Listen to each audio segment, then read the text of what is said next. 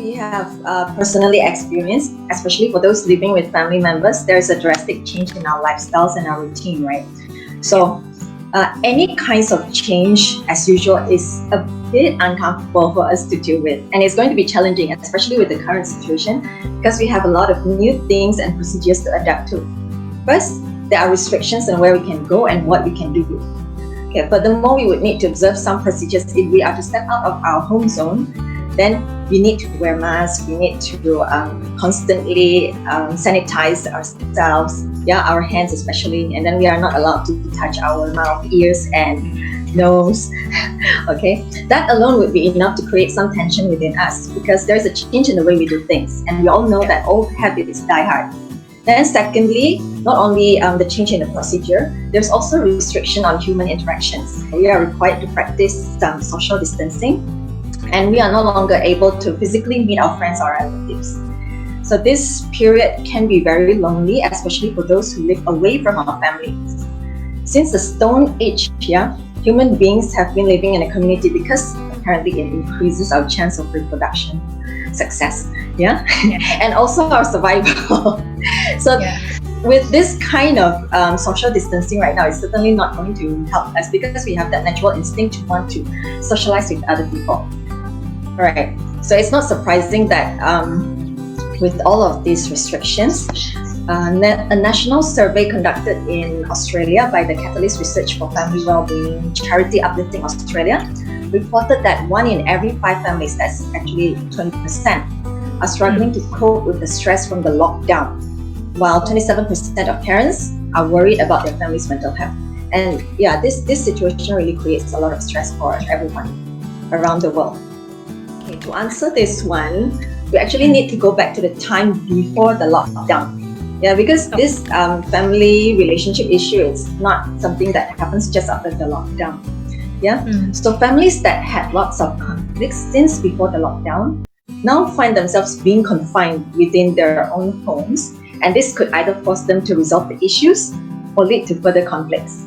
Because now you have nowhere else to go, you just have to either face it or it will trigger further conflicts. You might fight more.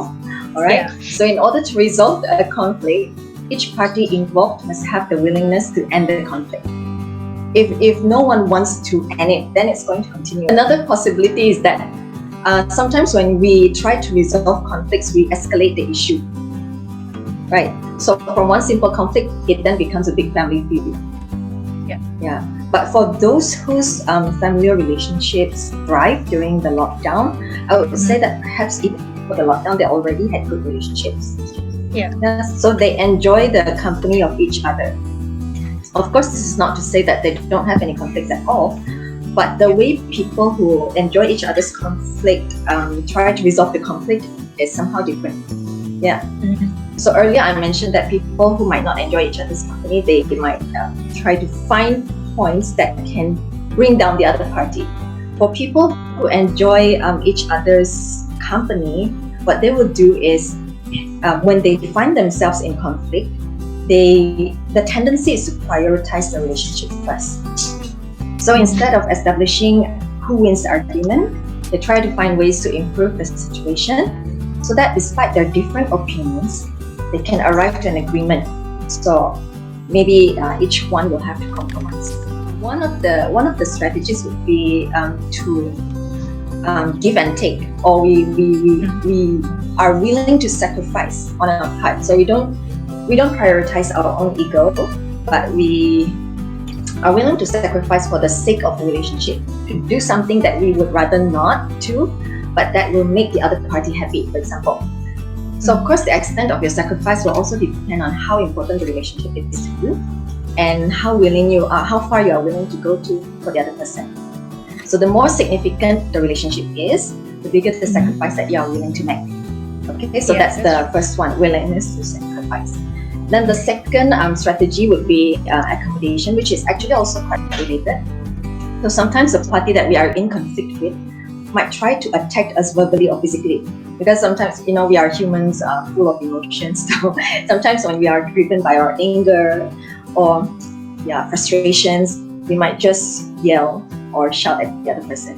So this might create some kind of tension between us, right? So what we can do as the other person who is on the receiving end of this provocation, what we can do is try to refrain ourselves from responding in kind to their provocation. I mean, we need to swallow our own ego, but there's no other choice. Unless you want to prolong it or escalate it. So instead we respond constructively in order to put a stop to a potential bigger conflict. Right? So if we do not want to give in, or we try to provoke them back, then it's going to escalate our conflict. And most of us, when we are in conflict, we tend to bring up past conflicts that might not have anything to do with the current conflict. So it's going to we're going to flip from one topic to another, and it's going to be never ending. In the different kinds of relationship, the objective is different. When we prioritize our ego out, actually what we want to do is to establish that we are right. But if we prioritize the relationship, we will think that what is good for my relationship, because this is going to be long term, right? I'm going to live with you forever. Maybe, for children, maybe they might move out once they get married, or once they work somewhere else. But for spouses, between spouses, usually they will have to stay with each other until death do them part. They should think for the long term instead. What's good for myself as well, because studies have found that actually happier people live longer and healthier. First of all, usually children, how they resolve conflicts is they learn through observing the adults around them. So when before everything, before you give some kind of bad examples, always remember that who's watching. If children are watching, then be careful. Try not to show your bad side or your ugly side, and give an example to them on how you resolve conflicts. So instead of yelling with each other, we might try and sit down. When we are too emotional, it's better for us to just go away, not see each other first. Maybe go to a room. Because right now it's kind of limited. So we just each have to be in different rooms maybe, and then wait until we cool down. And then maybe you text each other like, okay, can we talk, and so on. With WhatsApp and all of the chatting apps now that we have, it's simple. So we have all of these technologies helping us, and we can just try and talk to each other first. Because through texting, we will not interrupt each other as well. So you make sure that you text everything that you want to say in there, let the other person read everything, and then you just try to work it out there.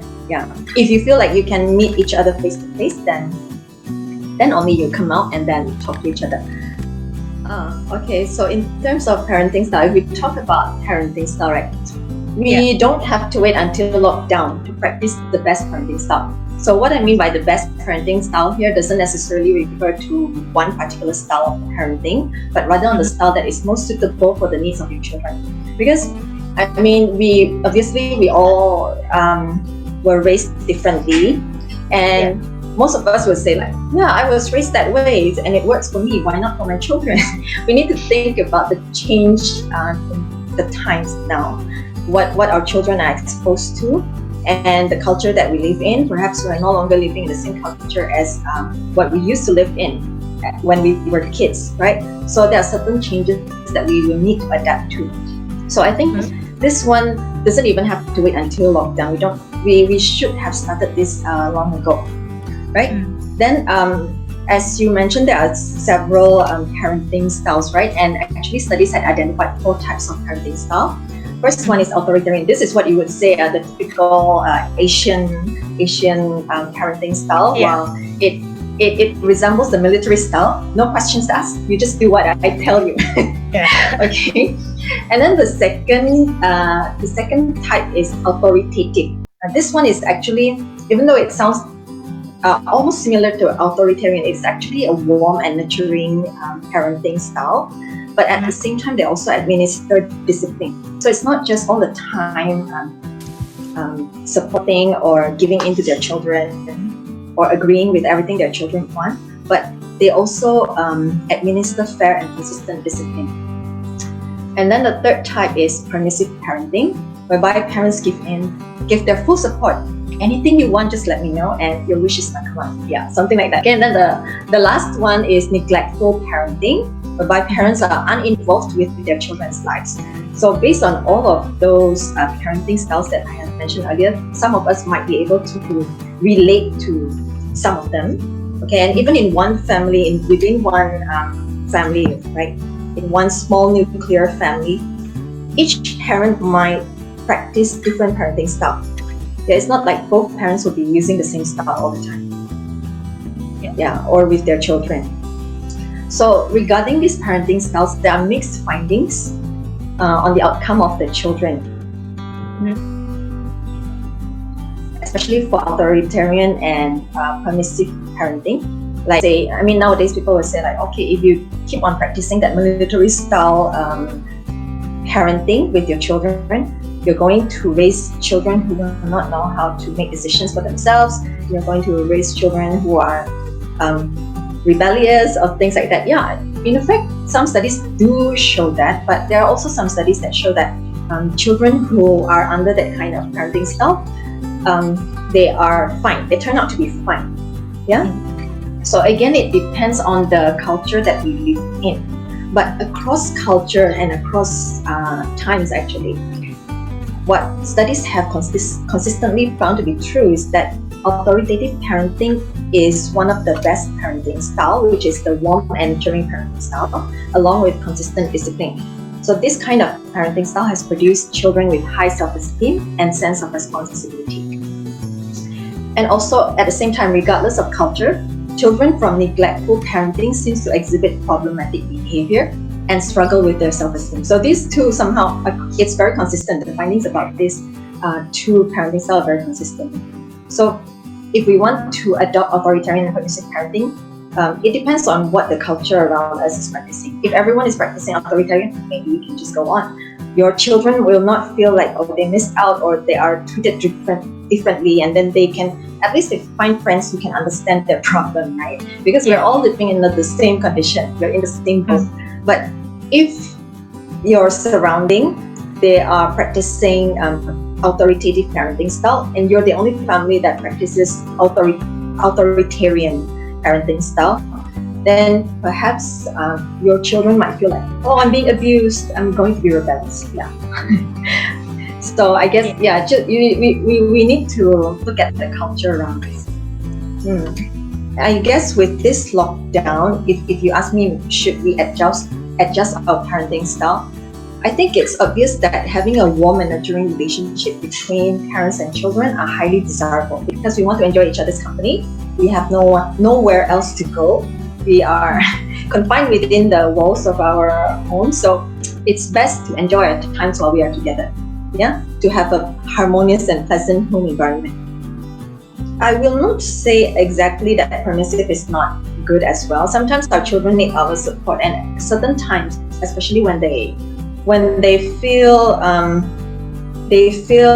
down or their self-esteem is low, and our parents seems to give their full support to us, then we feel good about ourselves, right? Yeah, but I would say that the one that I would prefer to practice all the time is authoritative parenting, which is the warm and nurturing, but at the same time still instilling discipline instead of authoritarian or permissive. Yeah. And of course not neglectful, because neglectful just means you don't care about your children. Especially nowadays, because our children are so exposed to anything that happens outside the world. Yeah, and you can see the celebrities flaunting their children and so on. And the way they treat the children are usually quite permissive. And so if we then compare ourselves like, oh, my parents treat me this way, but look at them, they're so lucky. So I might feel as if I'm being abused, right? So I think maybe the best parenting style that I would practice is the authoritative. We always talk about support that parents should give their children, but not on how children can support their parents, right? Because I mean, as parents, we are the adults.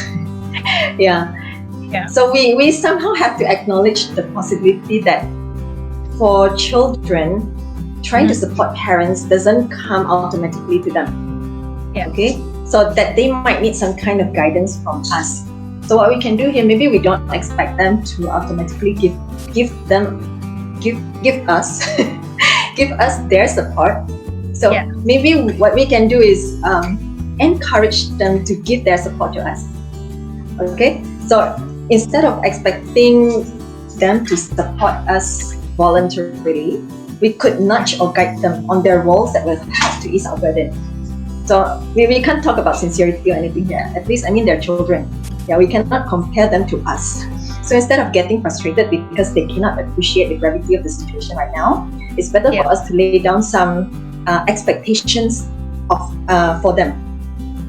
Okay, so one of the first issues that right now that we as parents it's something big as well for us right now, because now one of the issues is our financial situation. Yeah. So as parents, what we can do is know expenses.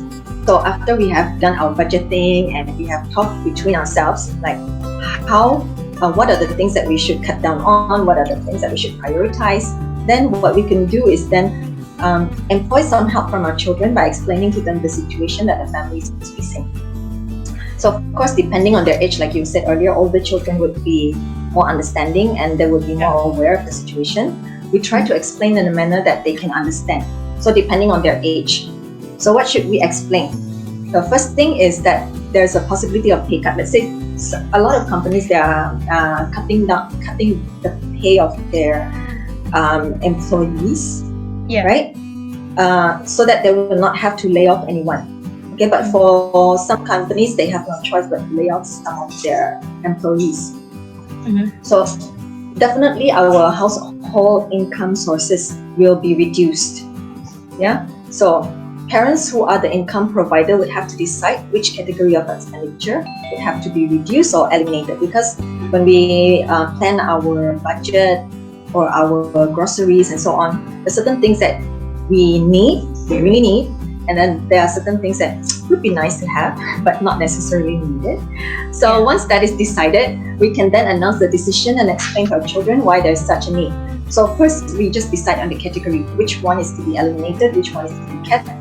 Then we don't go to specifics yet, because when we want to go to specifics, we should actually get the agreement from our children as well. I mean, we want to teach them to have autonomy on making decisions as well, and to make them feel the ownership of, yes, I'm letting this go. I'm not being forced to let go of something that I like. Yeah. So we try to involve our children in the decision-making process as well. So let's say we want to reduce the financial allocation for categories such as entertainment, let's say. We can get the children involved by voting on which source of entertainment to eliminate. And when we give them the autonomy to make a choice, they're more likely to follow it up with the decision and less likely to blame you later on. So they can't say that it's because of you. You made me. You made me give this up. So now I have nothing else to do. That's why we fight. So when we make our children as part of the stakeholders, now we are showing them that we respect their decision and their opinions. So who knows, you might be surprised by their generosity as well. Sometimes the children might even offer more than we expect. Okay, they might decide to give up more than we have asked for. Yeah. So then another area can be in which children can support their parents is in terms of household chores, because now everyone is staying home, and then a lot of things, let's say maybe dishes are being used constantly and so on, and even perhaps before the lockdown, some of us might hire hourly maids to clean up the house. But now, because we are discouraged to invite strangers into our homes, we have to do them all on our own. So in order to lighten the load of the parents, we can come up with a duty roster that involves the whole family. This will certainly, reduce a lot of your burden, and you don't know how much this is going to help you ease up the stress. Most of the time, this thing is negotiable. Yeah. I mean, if your work can be done from home, as we have experienced before during the MCO period, we try our best to work from home, and we found out that actually things can be done. Yeah. And if your work can be done from home and does not require you to be physically present at the office, then you could actually appeal to continue working from home. So I'm sure with strong justifications, for example, like there are no other adults around, your boss would be willing to work out a more flexible deal for you. So for cases when your physical presence is really needed, because sometimes there are certain things that you might need to do at the office, what you can do is to negotiate for more flexible arrangement, such as to come in at times when maybe your spouse or other adults are available and they can be home to look after the children. So sometimes our job is such that we are needed on standby, because some people's job is just like that. They have to be on standby, and being at the office would certainly be more convenient for them.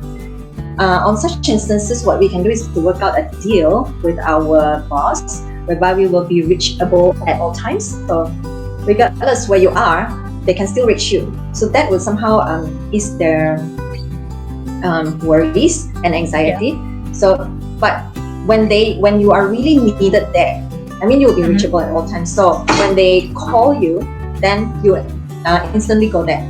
So only come in during the hours that other adults at home can take over the care of the children. Let's say then you might ask me, okay, what about if that time I have the office has an emergency and then none of the adults are at home and then we have to still to go to the office? Well, at that time, perhaps you might need to get some help from, I don't know, let's say maybe neighbors. If you are really sure that, or maybe your relative who live close by, like maybe sometimes maybe your parents, they live close by, so you can send your kids over to them. Or in some cases where really cannot avoid, or you have no one else to turn to, maybe you can bring your child to the office. I'm not sure if that's allowed, but you can let your boss know in advance first. Yeah, like I really have no choice right now, but this is what I would do. Okay, then just let your boss know, like, what are the steps that you will take in order to prevent your child from, like messing up the office, or for the safety of your child as well, because it's not advisable for children to go out of the homes right now, right? Yeah. So yeah, in cases like that, then when we have no choice, we do have a strong justification. Otherwise, if there are other people who can take over your job for a while, and you can ask for a favor, and then just go over when someone else is at home to look after your child.